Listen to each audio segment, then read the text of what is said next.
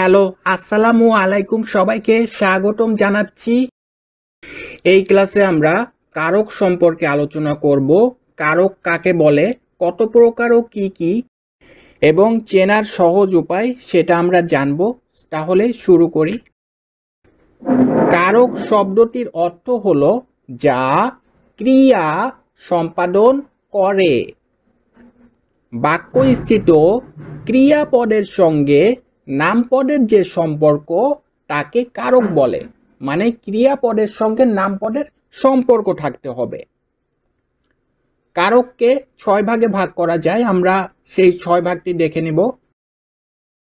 কর্তৃকারক, কর্মকারক, করণকারক, সম্প্রদান কারক, অপাদান কারক এবং অধিকরণ কারক। এই 6 প্রকার কারক আমরা কিভাবে চিনব, এখন আমরা সেই সম্পর্কে আলোচনা করব। চলুন একটি বাক্য লিখি।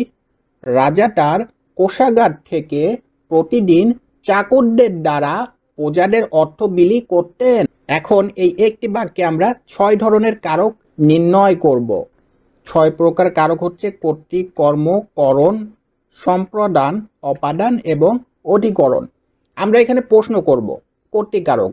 এখানে কর্তৃ মানে কর্তা। কর্তা কে বা কর্তা কারা? এখানে কর্তা হচ্ছে রাজা মশাই, সো উত্তর হবে রাজা। এবার হচ্ছে কর্মকারক, কি বিলি করতেন, মানে কি বিলি করতেন, এটা আমরা প্রশ্ন করছি কি দিয়ে। এর উত্তর হচ্ছে অর্থ বিলি করতেন। করণ কারকে আমরা প্রশ্ন করব কিসের দ্বারা, কিসের দ্বারা তিনি বিলি করতেন। এর উত্তর হবে হচ্ছে চাকরদের দ্বারা। তারপরে যদি সম্প্রদান আসে, সম্প্রদান মানে হচ্ছে দান করাই বোঝায়। কাকে দান করতেন, সেটা হচ্ছে সম্প্রদান। এর উত্তর হবে হচ্ছে প্রজাদের। এবার যদি আসি অপাদান কারক, অপাদান হচ্ছে কোথা থেকে তিনি দান করতেন, এর উত্তর হচ্ছে কোষাগার থেকে। আর সর্বশেষ হচ্ছে অধিকরণ কারক। অধিকরণ কারক হচ্ছে কখন বা সময়, সময় বোঝালে অধিকরণ, মানে তিনি কখন দান করতেন।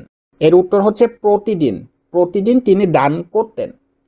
সো এখানে কে, কি, কিসের দ্বারা, কাকে, কোথা এবং কখন, এইসব প্রশ্ন করলে আপনি কারকের উত্তর পেয়ে যাবেন।